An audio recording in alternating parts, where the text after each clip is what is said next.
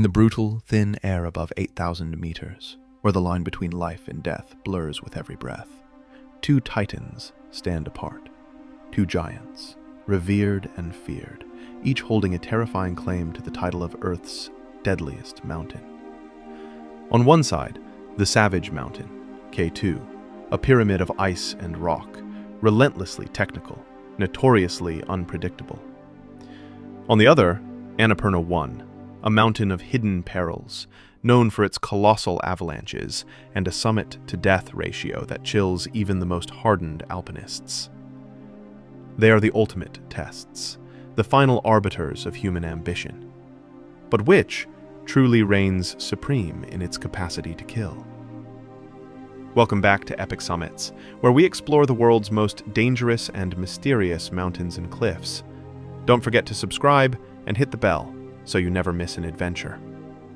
Today, we step into the most unforgiving arena on Earth, comparing the two deadliest peaks above 8,000 meters, K2 and Annapurna I. Get ready for 7 brutal facts that define their lethal legacies.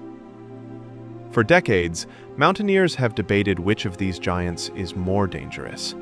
It's a debate rooted in staggering statistics, horrific tales of tragedy, and the sheer, overwhelming power of nature at its most extreme. Let's pit these titans against each other and see what the facts reveal.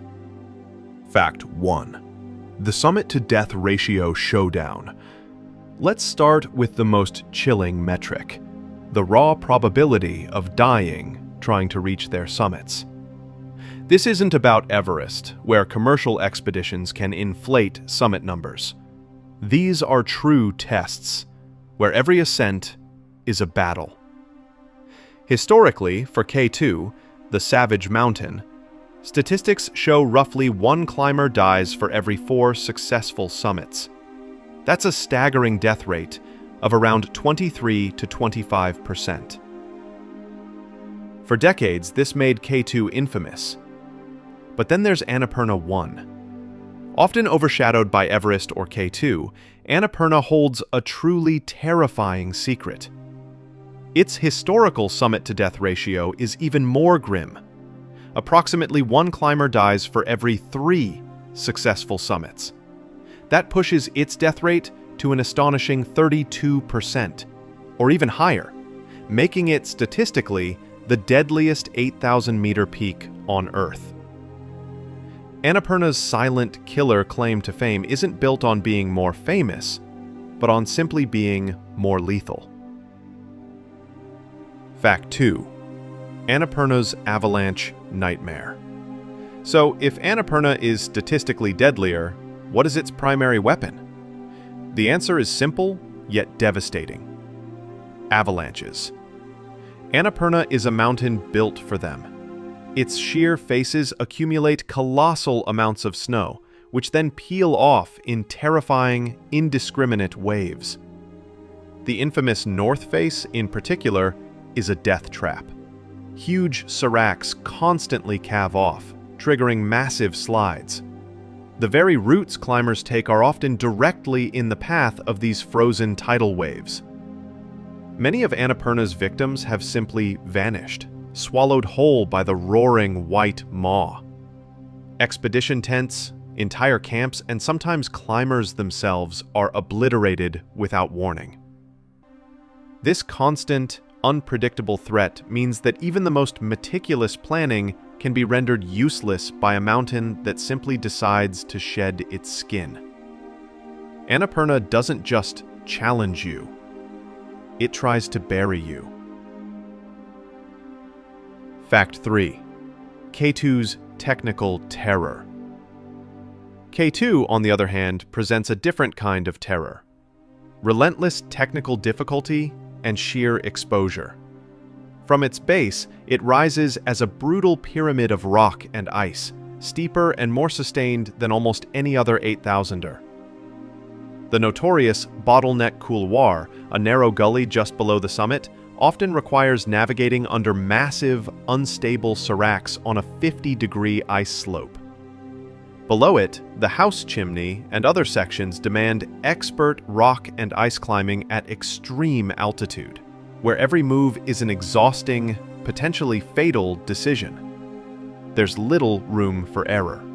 A slip, a gear failure, or a moment of exhaustion can send a climber plummeting thousands of feet.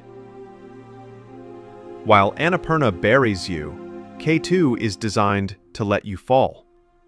This sustained technicality, combined with the altitude, makes a successful ascent and descent a monumental, agonizing feat of skill and endurance. Fact 4.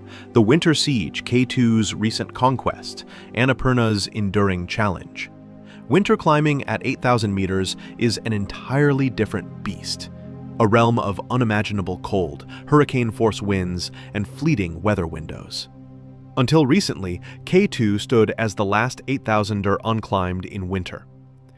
In January 2021, a heroic team of 10 Nepalese climbers made history, completing the first ever winter ascent of K2. It was a testament to their skill and courage against the most extreme conditions. Yet, Annapurna I still largely defies a true successful winter ascent via its most direct and challenging routes. While there have been winter climbs, the mountain's notorious avalanche activity and often shorter, more volatile weather windows have made a direct, clean winter ascent an enduring challenge. This illustrates Annapurna's sustained difficulty and its refusal to be tamed, even by modern climbing prowess. Fact 5. The no second chances descent. On both K2 and Annapurna, summiting is only half the battle, and often not even the deadliest half. Exhaustion, dehydration, the onset of cerebral or pulmonary edema, and sudden changes in weather all combine to make the descent a brutal test of survival. On K2, the technical sections that were challenging to climb up become terrifying to descend when strength is gone and the mind is dulled by hypoxia. The infamous 2008 K2 disaster, where 11 climbers died, largely occurred during the descent, a cascade of errors and unforeseen events in the bottleneck couloir. Annapurna offers no respite either. Its loose, snow-covered terrain hides crevasses, and the ever-present avalanche threat is just as real on the way down as it was on the way up. The mental fog of the death zone, combined with the extreme physical toll, can lead to fatal mistakes. A fumbled rappel, a misplaced step, a moment of lapsed concentration. For both mountains, the adage holds true. The summit is optional, but the descent is mandatory, and often deadly. Fact 6. Isolation and rescue. Remote hardship. Unlike Everest's south side, which has become a logistical hub with increasingly sophisticated, though still perilous, rescue operations, both K2 and Annapurna remain bastions of extreme isolation.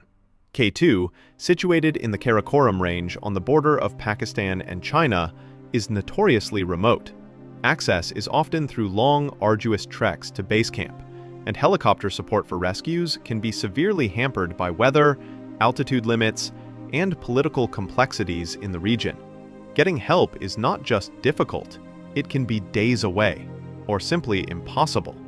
Annapurna, nestled in the Nepalese Himalayas, faces similar challenges. Its unpredictable weather, complex terrain, and the sheer scale of the surrounding peaks make rescue operations immensely difficult and dangerous for the teams involved. When something goes wrong on these mountains, climbers are often truly on their own. Fact 7. The psychological warfare. Finally, we come to a factor that both K2 and Annapurna wield with chilling effectiveness: psychological warfare. It's the constant, grinding toll that these mountains take on the human mind. On Annapurna, the ever-present threat of avalanches, the deep crevasses, and the feeling that the mountain is actively trying to shake you off creates a sustained, nerve-wracking fear. Climbers must constantly weigh visible risks against invisible ones, leading to immense mental fatigue.